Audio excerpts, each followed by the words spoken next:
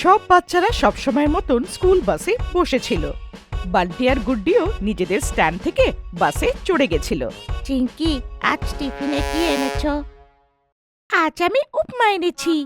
Wow, আমার মা আজকে আমাকে ইডলি দিয়েছে। আমরা ক্লাসে শেয়ার করব। কিন্তু আমি আজকে টিফিন আনতে ভুলে গেছি। তাড়াতাড়ি বাড়ি যাব, তাহলে মা বকা দেবে। কোনো ব্যাপার না বান্টি, আমরা সবাই শেয়ার করে খেয়ে নেব, না হলে ক্যান্টিন থেকে নিয়ে নেব। বাবা আমাকে আজ পকেট মানি দিয়েছে। থ্যাংক ইউ ভাই, আমার best friend. Yes yes. School এসে যায়। সব বাচ্চারা বাস থেকে নেমে এক এক করে ক্লাসরুমে চলে যায়। সরস্বতী মায়ের প্রেয়ারের পরেই প্রিন্সিপাল ম্যাডাম এসে অ্যানাউন্সমেন্ট করে, গুড মর্নিং বাচ্চারা। Good morning ma'am. আশা করছি তোমরা সবাই হেলদি আর হ্যাপি আছো।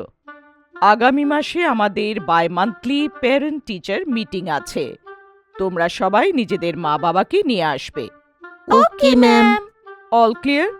যাদের কিছু কনফিউশন থাকবে তারা ক্লাস টিচারকে জিজ্ঞেস করে নেবে। একদম ক্লিয়ার ম্যাডাম। ওকে, তো গো টু ইয়োর ক্লাসেস।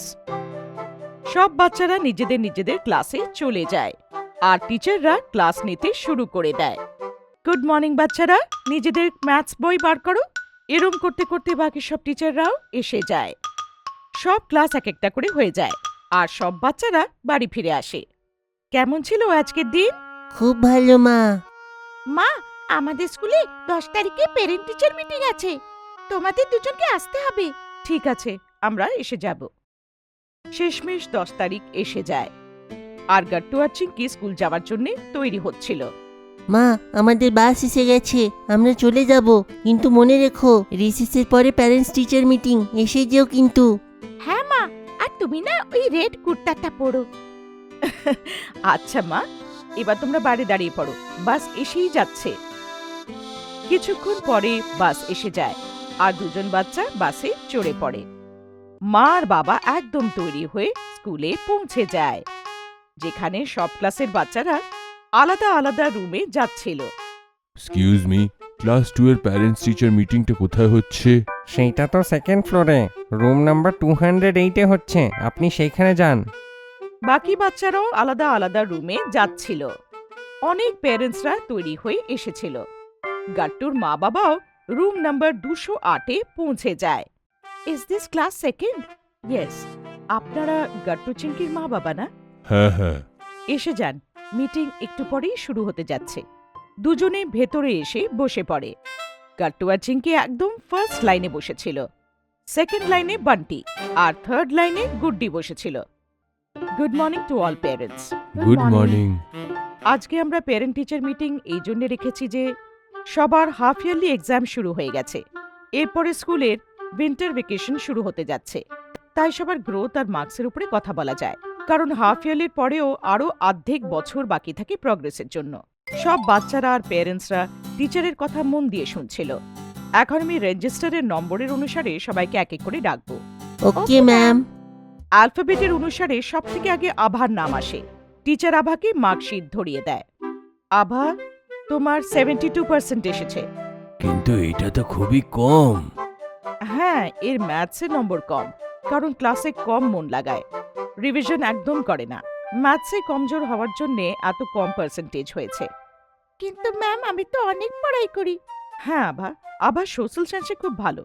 আপনি একটা কাজ করুন, একে কিছু বছর সব সাবজেক্ট এক্সপ্লোর করতে দিন, পরে যে বিষয়ে ভালো হবে সেই বিষয়টা নিয়ে পড়াশোনা করুক।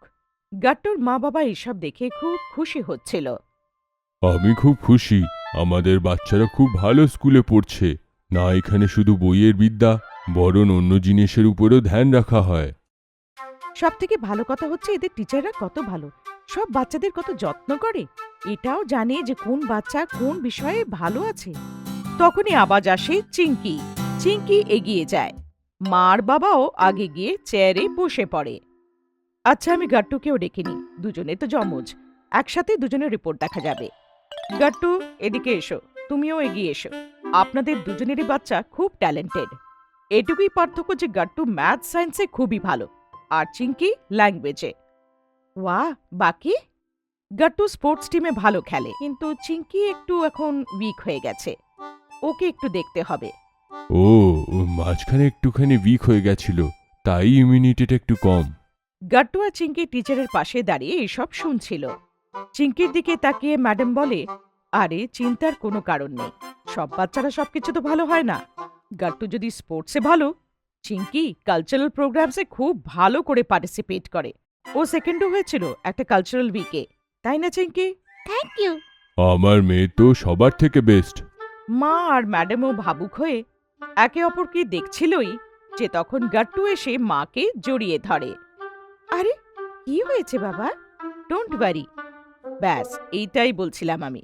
ব্যাস আপনি এইটুকুই দেখবেন যে এদের ইন্টারেস্ট যা কিছুতেই হোক পুরো যেন গ্রোথ হয়। আমি এটাই মানি যে বাচ্চাদের সম্পূর্ণ গ্রোথ হওয়া উচিত, তাই মার্কস সবকিছু হয় না। আপনি ঠিক বলছেন, আমরা নিজেদের পক্ষ থেকে বেস্ট দেব। আপনাদের উপরে আমার পুরো বিশ্বাস আছে। একটা স্কুলের দিক থেকে আমরাও খেয়াল রাখব। মা বাবা গাট্টু চিঙ্কির হাত ধরে স্কুলের বাইরে চলে আসে।